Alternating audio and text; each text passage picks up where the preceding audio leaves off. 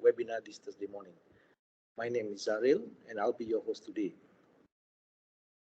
Can I have the slide, please?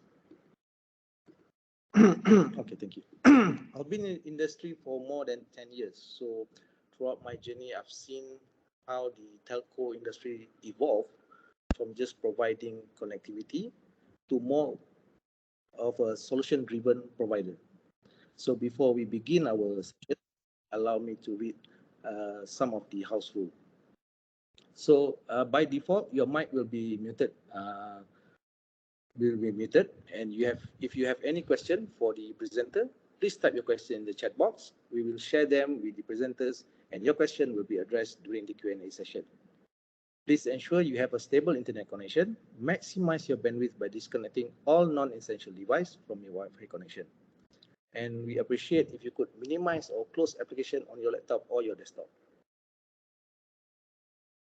Ladies and gentlemen, there has been several factors such as drop in global demand, energy transition, underinvestment, and even the Russian-Ukraine war that has created huge swing in the oil market. This concern has been addressed by the top people in the industry, such as from ExxonMobil and also Shell alike. Both leaders admit that the market instability will still be there for more than 3 and up to 5 years. This will provide challenges for the industry. This concern has also been echoed into our local provider, in Petronas. This is why when we look into Petronas Digital Outlook book for 2022 and 2024, we can see that there's an initiative emphasized on ICT, laying up foundation for infrastructure, security, and application for better enhancement of daily operation is one of the efforts to ensure Petronas are more resilient from the market reputation.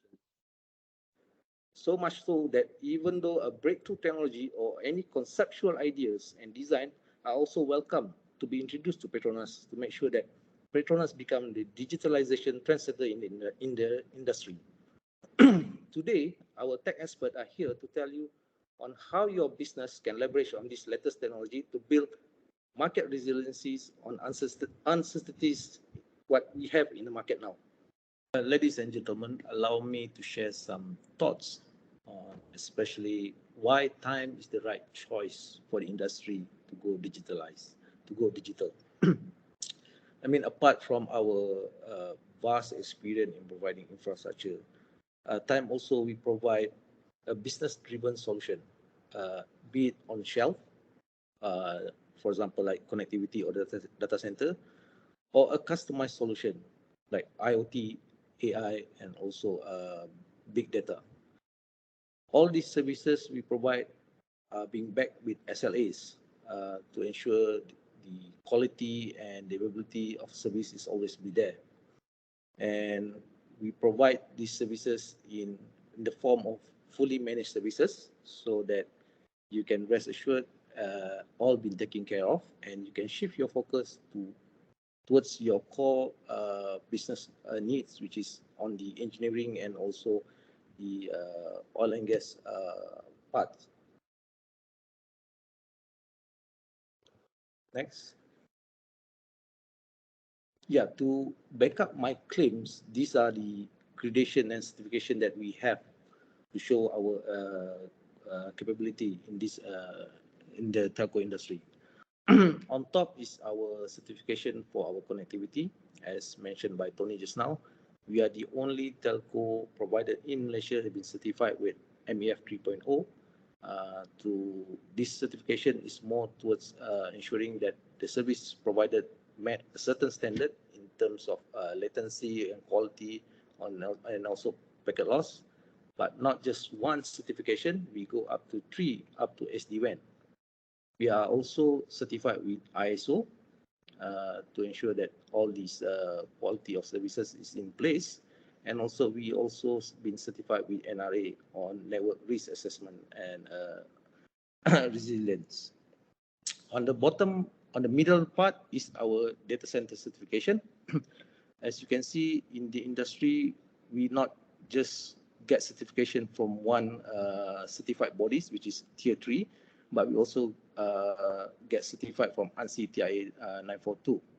And in terms of security of data center, we follow the Bank Negara standard, which is TVRA and DCRA on the risk assessment and vulnerability. And also we are certified with ISOs. And on the bottom part is our cloud services, which also been certified. And since our cloud is reside in our data center, mostly they enjoy the same certification like what our data center have. Okay. In summary, this is what our ecosystem looks like and how we provide the services to our customer. At the heart of it is our data center. We have 3 data center interconnected. So by doing this, if customer or any MOGEC community members would like to host our data center, you can have your production and your backup connected, readily connected to have what you call DR as a service readily available. And our cloud also reside in our data center here. And as you can see, we also provide a direct connect to the public hyperscaler. So if you host in our data center, and mainly we know that some data are protected under Data Security Act, so you can leverage on our setup here, whereby you have your database or storage in our data center, but still can access to the public cloud provider like AWS, Azure, and Google through a direct connect. Through express route. What express route means is that you no longer need to go to the internet to access this cloud provider, but it's through a single cable that we can plug into the environment. And our data center also hosts MyX. MyX is a Malaysia Internet Exchange, whereby all the telco and cellulars are terminated in our data center. This making our data center one of the most saturated network in Malaysia. And our gateway also for connectivity is terminated in our data centers. All right. So that's all from time today. I think we can start our Q&A session. Let me see if we have any question.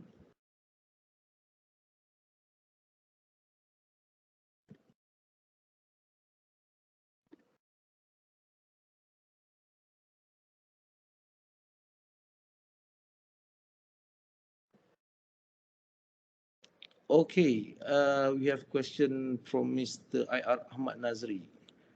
Sorry, that's the first one, Dr. Anton Turing, 11:15.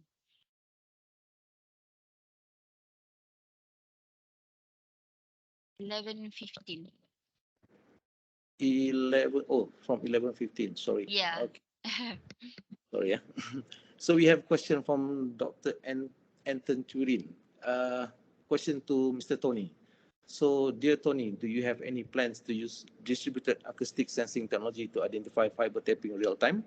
The same DS technology can sense perimeter intrusion and oil and gas leakage. Thank you from Dr. Anton. Tony, if you may. Yeah, thanks. The message posted by Dr. Anton. So at this moment, we do not have a plan to use this DAS technology to monitor at this moment. Yeah, but of course we will bring this we can bring this to discuss internally, and we can study the benefit, how it will be relevant to identify the fiber tapping in real time, or how it will benefit. Yeah, we will maybe to take out. We will check internally, and we can maybe to get back to Dr. Anton. Yeah. Thank you, Tony. And if I may add, Dr. Anton, I mean, this DS technology is very specified to oil and gas. It's very niche. I mean, we all understand industry has their own technology provider, such as Honeywell, Yokogawa, Emerson, all that. they are the more towards all these sensors and acoustic sensing technology parts, whereby we came from the infrastructure level, so we can provide the connectivity foundation or layer to bring all the information gathered from this DAS and transport back to your office. We can work with them in this bringing this DS technology to the industry. Okay. So next question is from IR Ahmad Nazri, and he's asking is this question is 5G availability in Malaysia is very slow. Why are we too slow? Talent is more advanced. You get access to 5G in rural areas. I think Tony, can you answer this?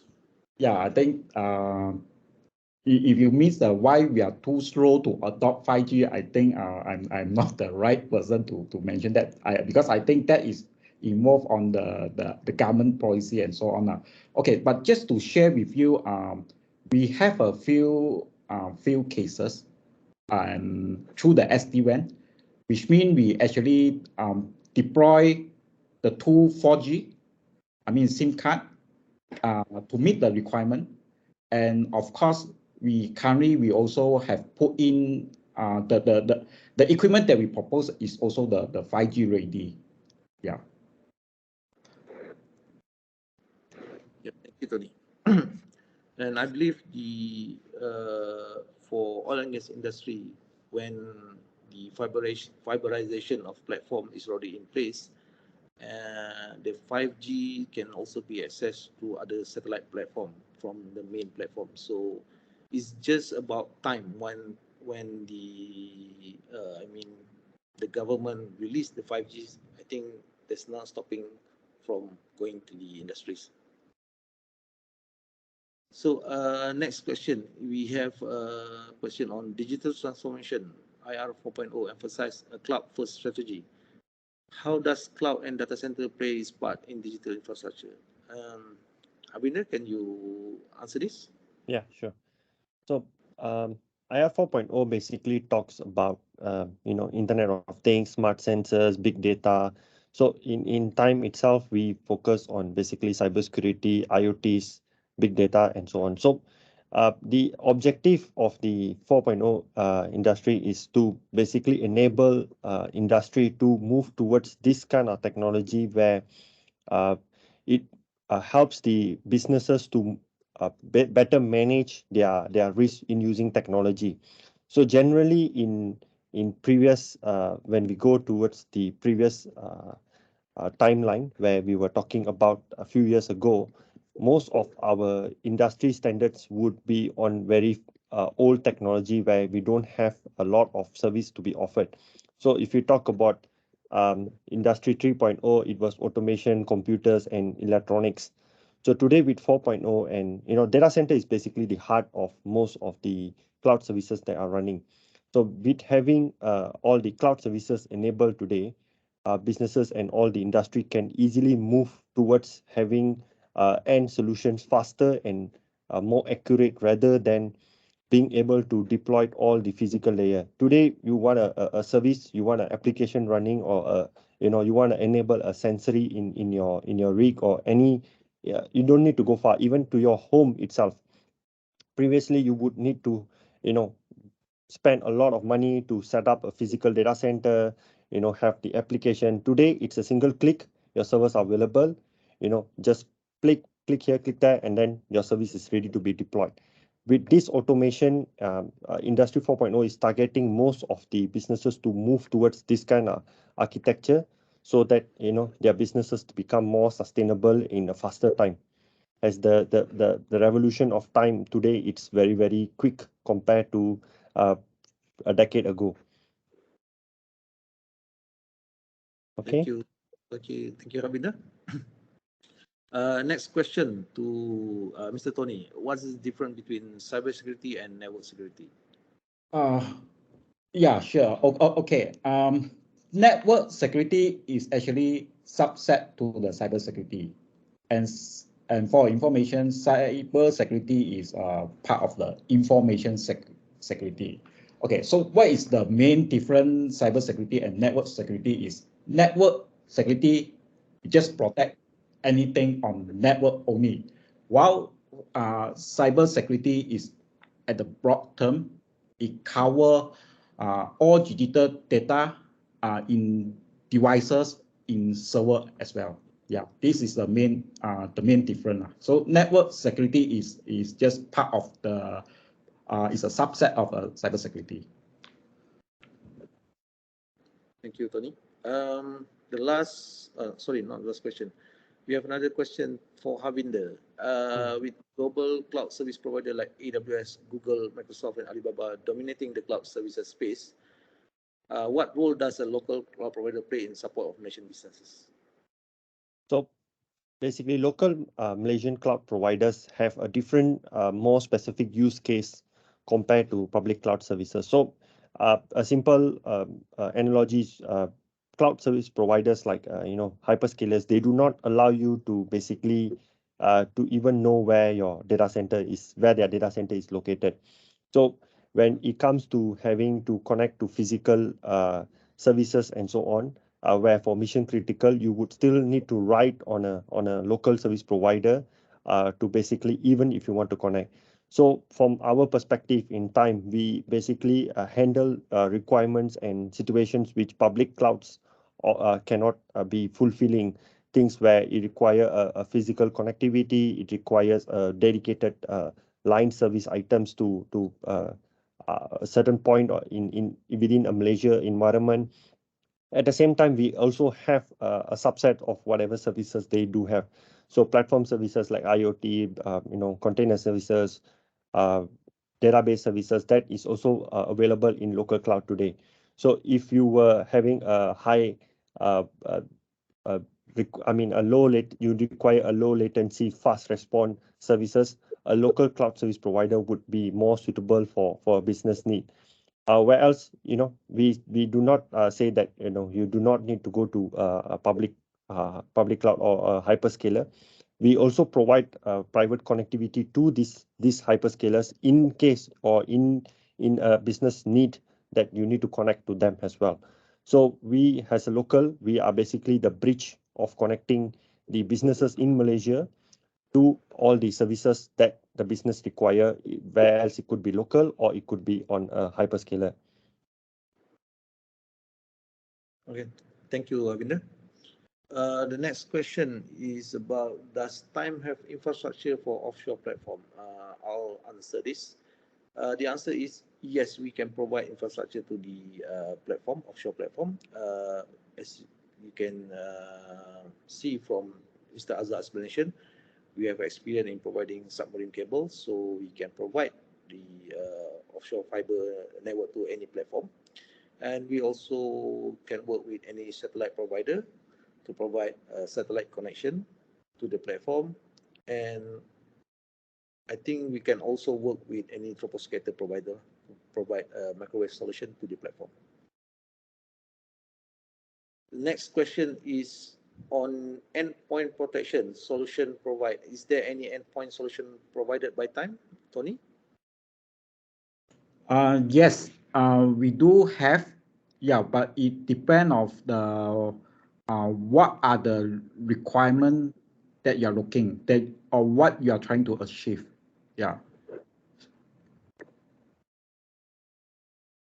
So for example, if you just talk about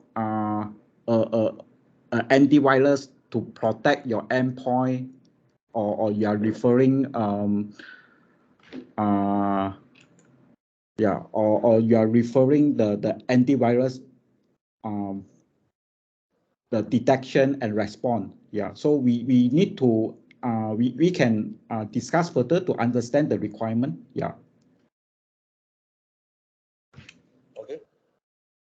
So, okay, next question is why Time do not set up the infrastructure for offshore and have the oil major provider, oil majors subscribe from you? Well, it basically run down to budget. I mean, offshore fiber is not cheap, and based on the current market instability, I think a large investment to lay up infrastructure to the offshore is still have very low take-up. That's why I think Petronas initiate the move to have ANSI fiberized to drive this requirement with other major oil and gas players. For us to lay it, I mean, to lay it up front and then asking other this oil and gas players to subscribe to us is like also have a risk, because this is like a chicken egg situation. We can provide, but we cannot ensure that the take up is there. So this initiative requires both parties to work together. There must be needs from the oil and gas players, and also we will be there to deliver the needs. So I hope that can answer your question.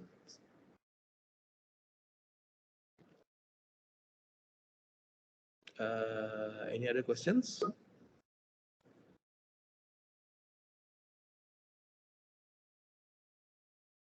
What are quick wins that Time had observed when it comes to managing and completing the move to cloud? Avinda? Hold on. What are some quick wins that Time has observed when it comes to managing and of the move to cloud?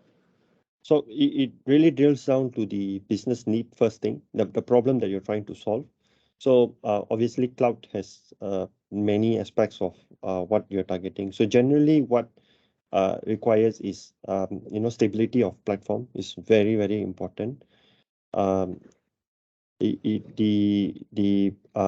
migration services, how seamless is the migration services, the compatibility of the cloud infrastructure with the service, with the business needs, whatever the applications that you are running.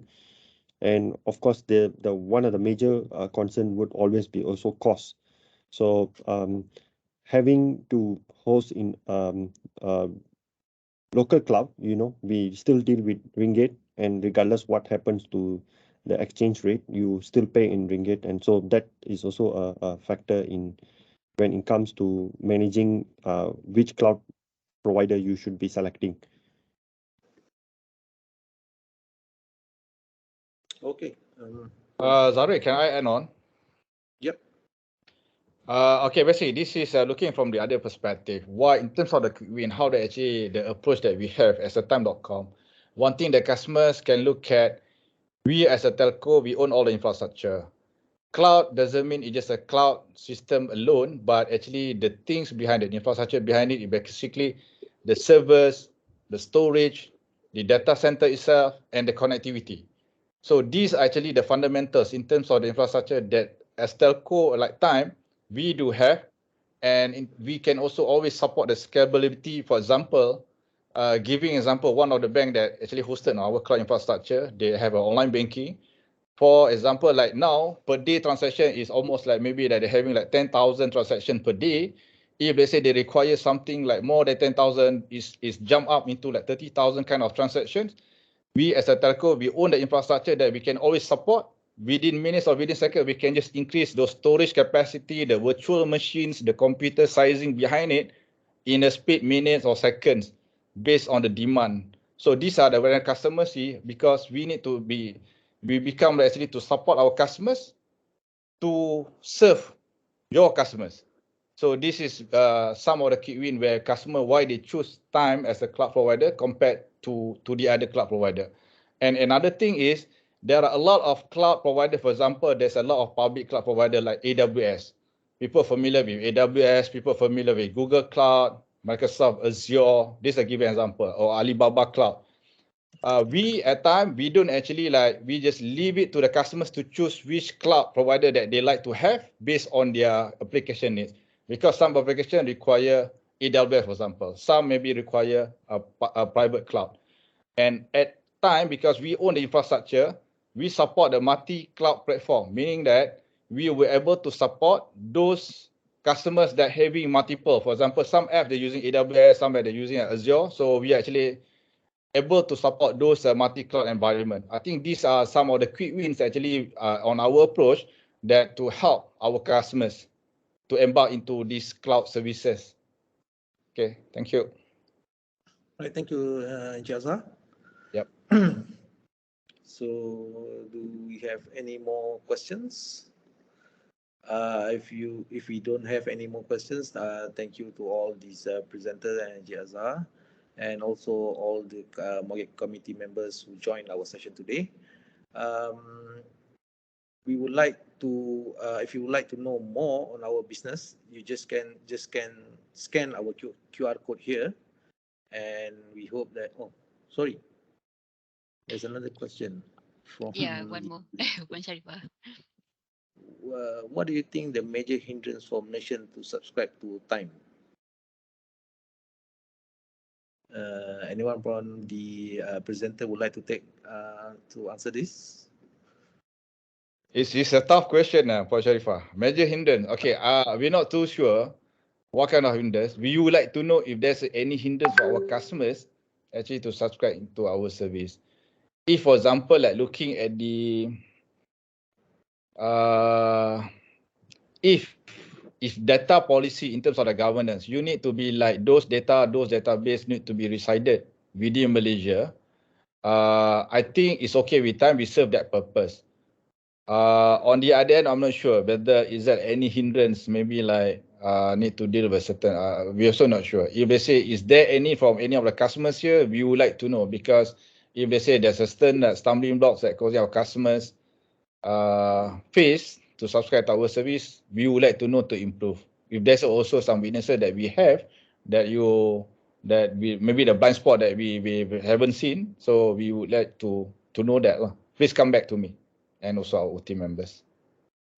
Or Puan Sharifah, do you know anything maybe that you want to share here? We'd like to know. So, sorry that I had to ask that question in the last minute. Yeah, I just wondered, is there a sort of a wall that you see why people are not subscribing to Time, and especially the cloud that you are providing? And I hear about people talking about Microsoft Cloud, think about Google Cloud and things like that, but I just wondered saja. I think just Okay. I think tak ada apa pun. From that perspective, I think it's a very wide competition. Sometimes it could be low awareness in terms of our presence. That's why we also participate in this kind of MOGEC to share with the members. Throughout my experience, also when we introduce these services, especially to the government agencies, so they know Time.com as pure connectivity internet provider. Some of them, you just got to know that we do have those cloud services. So it's all about awareness. If you were to compare like people like Microsoft, I think we start from the primary school, we know that Microsoft, we're doing that Windows 3.1, all that, right? So because of the awareness as well. So it could be some hindrance that this is what we are trying to push our brand so that to improve our awareness to the market. Yep.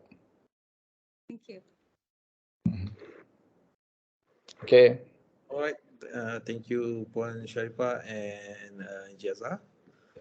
So we'll hope that you find today's webinar is beneficial and that you have learned how your organization can guard against the volatility of the oil and gas industry throughout the digital technology. Thank you again for joining us today, and have a good day ahead. We hope to hear from you soon. With this, I'll hand over back the session to Kasma. All right. Thank you, Zariel. Thank you for the presentation from the presenters. I would like to have Puan Sharifah to give some closing remarks from me. Thank you, Kasma. I think, audience, ladies and gentlemen, we have heard quite a lot from Time today, and I especially like the fact that they started the whole webinar talking about definitions, because I think it's very important whenever we want to talk about something, we have to explain what are we talking about, because when people when we ask who has IoT, who understands IoT, who understands this and that, people put up their hands but not sure whether they understand what they're saying.